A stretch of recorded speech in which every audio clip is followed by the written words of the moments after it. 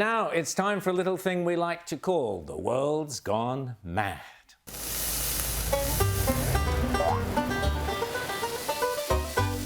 Yes, with Wimbledon fast approaching, this week's women's tennis finally showed it can be every bit the equal of John McEnroe-style men's tennis, perhaps even more so, with this aggressive post-match showdown between two rivals in Germany. Sadly, we had to cut out the Trumpian colourful language.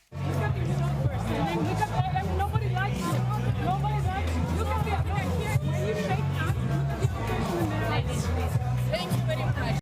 Ah yes, women with spirit. Indeed, anger seemed to be in the air this week as women vented at their frustration about that other famous belligerent New Yorker, Donald Trump. I'm so scared for our country, and I'm so sick that people support him, and I don't understand, all because they wouldn't vote for the best person that could have been president right now, Kamala. Oh yes, Kamala Harris. Clearly we are all the poorer due to her absence from our lives these days, but at least we have Kamala's daughter, who has become quite the online celebrity thanks to her personal fashion parades. Here she is showing off the latest in leftie style and elegance this week. I got a feeling that I can't wait. Just a feeling that I won't leave behind, because it's something that it's on my mind. I guess it goes like na. For other women, simply being woke is reward enough in itself. Proud to be woke, proud to be a liberal, proud to be a Democrat. Hell yeah. What does that mean? That means that I care about everybody. That means I care about the USA. That means I care about our air. That means I care about our parks, our oceans. Noble sentiments indeed, but does she really care about everybody? Not quite. There is a complete difference. You can be a Republican and you're not a MAGA and you're not a racist piece of But yes, I will always stay woke. Which does beg the question, how can young women these days cope with the anxiety of a world of Trump and MAGA? This woman has one solution. Can someone tell me what MAGA men find attractive so that I can wear the complete opposite? Thanks. Sounds like a plan. For other young women, there are coping mechanisms to help you deal with your anxiety, such as anxiety bookshelves. Now, why didn't I think of this? It's an official anxiety bookshelf. I'm sure y'all have seen the scam ones. Don't get tricked. It's got a little latch. The woodworking is just stunning. And look how many books. I'm going to sit here and organize them for hours. I look at the books that they have. There are classics. There are popular book talk books. Look, you're kidding. I actually do not have words for how therapeutic and satisfying that was. You want to reorganize? Thank you so much, Anxiety Bookshelf, for sending. Fantastic, but here's another thought. Maybe to relieve her anxiety, our young woman could actually try reading some of those classic books. You know, for real. Just a thought. Well, there's always music to take your mind off the woes of the modern world. I mean, it's the northern summer now, so there must be some wonderful music festivals to enjoy. Indeed, last week it was La Fête de la Musique in the beautiful streets of Paris. Well, here's how I remember it. Allons enfants de la patrie. Ça y est, le jour de gloire des bémols et des dièses s'en est revenu avec l'été. Les uns sur un coin de trottoir pour crier leur révolte au monde. Ah, magnifique. What could be more pleasant? Sadly, however, Paris is not quite what it used to be. Quel dommage. And nor was this week's music festival, where there were 371 arrests, 6 people stabbed, over 1,500 people suffered minor or other injuries, 13 gendarmes were attacked, 51 vehicles set on fire, and most horrific of all are the allegations and reports that 145 girls were reportedly stabbed by random strangers with syringes who injected them with an unknown substance which police are still investigating. How horrific. And things aren't much better across the channel. The late summer Notting Hill Carnival, which I fondly remember as a great weekend at the end of August celebrating reggae and red stripe, was in the news this week with calls for this year's carnival to reform or die, in other words, be scrapped, with London police describing it as a war zone and an orgy of violence and debauchery, and police officers claiming that when they attend, they are like lambs to the slaughter. But, believe it or not, the organisers defended the festival, saying, it's not all that bad. There were 2 people that died, so I appreciate why you're saying what you're saying in terms of there is clearly an issue in terms of violence and stabbings and whatnot. But there were 2 million people there, right? Let's put it into context. 2 million people versus 2 deaths, 8 stabbings and 324 arrests. So if you think about last year, if you put it into context, it's not actually that big of a deal in my humble opinion, if you wouldn't mind me saying so, Mark. Seriously? Oh, that's all right then. It's all about context. You see, that's the world of lefty moral relativism writ large. Meanwhile, we learned last week that there is also the concept which I shall call historical relativism. You thought white Anglo-Saxons settled Australia? Ha! You know nothing. It's something they don't teach you in school. Muslims have been in Australia far longer than European colonisation. Muslims built real, respectful relationships with Aboriginal communities. They traded goods, shared stories, built families, and they did it with integrity. While the colonisers destroyed, Muslims built relationships based on trust and respect. And this isn't just history, it's connection. The Aussie bush is part of a land that we've been connected to for centuries. Yes, now obviously Macassan fishermen traded with Aboriginals at various times over the millennia, but the idea that Islam had significant relationships and connections to Australia for centuries is a little far-fetched, to say the least. No doubt soon some bright spark will suggest we rename Darwin with a more appropriate name, Dar-al-Win, perhaps. In Canada this week, where we in Australia steal all our lefty progressive woke ideas from, they renamed a street with a First Nations name. Why? Because of racism, of course. The street formerly known as Trutch had been named after BC's first Lieutenant Governor, whose views and policies about First Nations people are now recognized as racist and wrong. The Musqueam have long been troubled by having to look at it, and there was unanimous support at City Council to take it down. Can you pronounce it? But what to replace it with? Every symbol has a sound, and they're all sounded out. Well, the English translation is Musqueam View. The new legal name of the street is written in characters from the North American phonetic alphabet, a system developed by linguists to express words from First Nation languages. Here's Mayor Sim having a go at it. Today, we officially renamed Trutch Street to Schmuckme Awesome Street. Schmuck me and Awesome Street. What a name.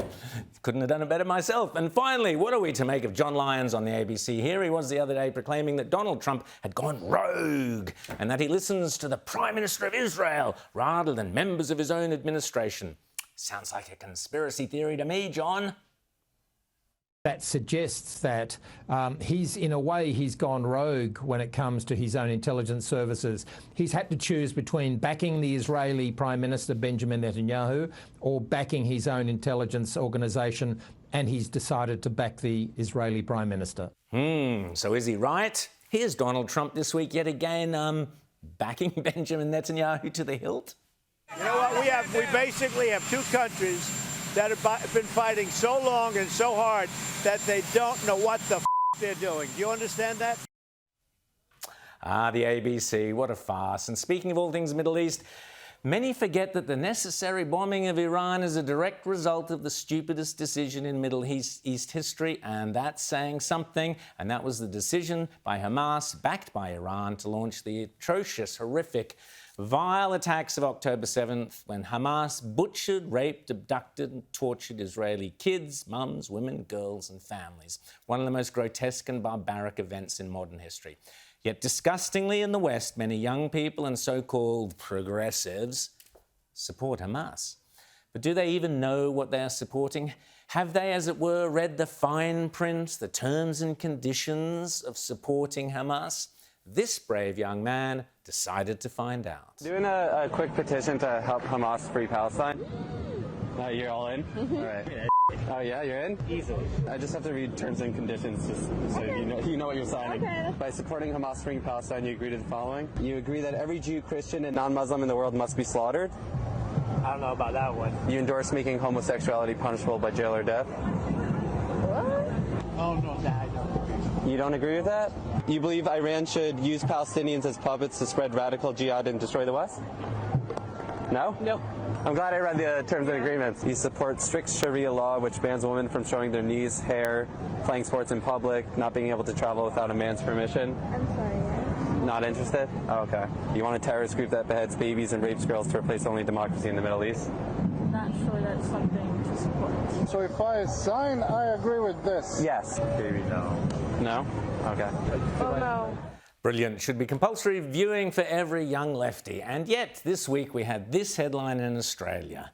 Australian gay rights organisation defends Iran even though Iran executes homosexuals. As the article says, quote, Amnesty International estimates more than 5,000 gay men and lesbians have been executed since the Ayatollah came to power in the 1979 Islamic Revolution. Yes, it truly is a world gone mad.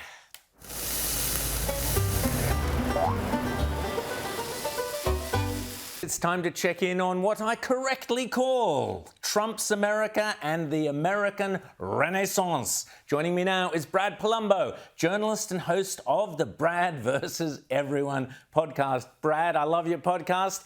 Thanks for coming on board The World According to Rowan Dean. Now listen, Pete Hegseth has gone on the offensive, emphatically doubling down on assertions that Iran's nuclear facilities were wiped out. He's had to say it, he's adamant, because all the lefties were saying, oh, nothing happened here. He launched a fierce attack on the media too. Take a look. Because you, and I mean specifically you, the press, because you cheer against Trump so hard, it's like in your DNA and in your blood to cheer against Trump, because you want him not to be successful so bad, you have to cheer against the efficacy of these strikes. You want to call it destroyed, you want to call it defeated, you want to call it obliterated, choose your word.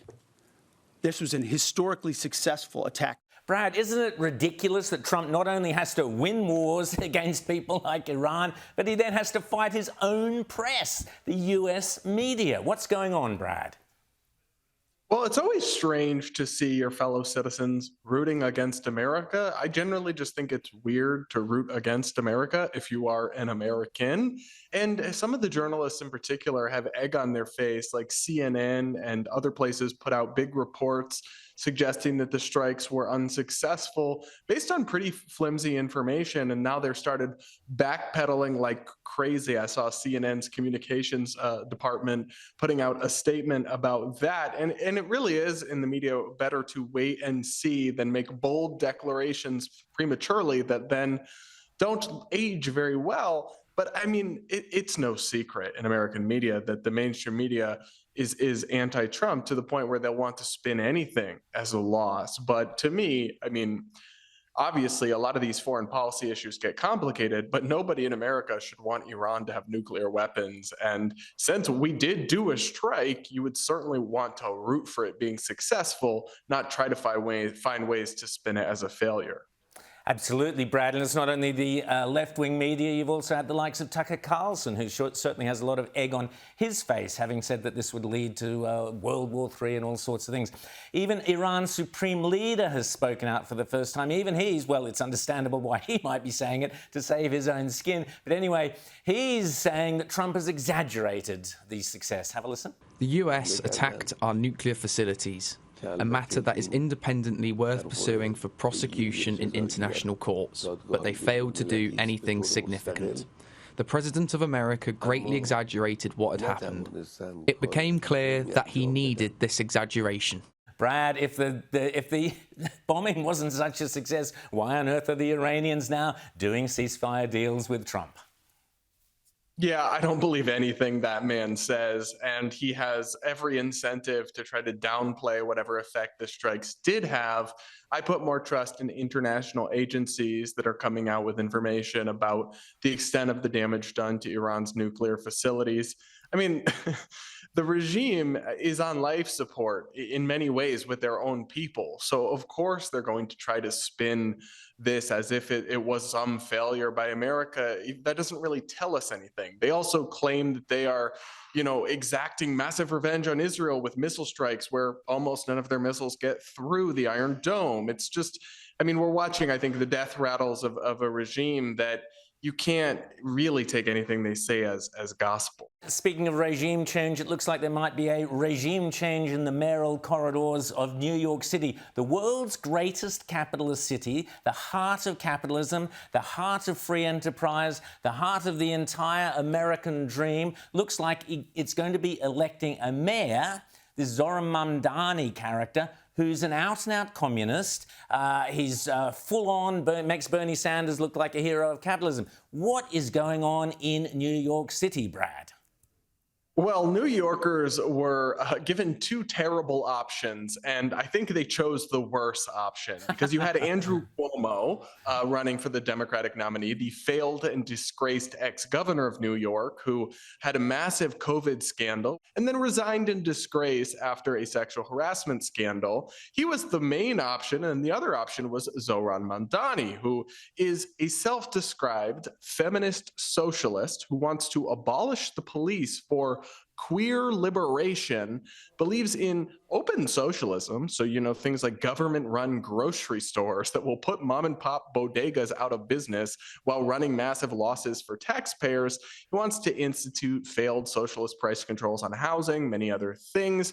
You got to give him credit, though. He was a charismatic campaigner, and he actually went to the streets and talked to people who voted for Trump and heard them out and tried to find out why they supported Trump and offer them something. So I give him a little bit of political credit for what's undoubtedly a momentous win, but his ideas are terrifying and radical, deeply radical. And so New York City, there still will be the general election, but the fact that he got the Democratic nomination makes him a huge front runner. And we could be in for a rough couple of next years in New York City if any of his policies see the light of day.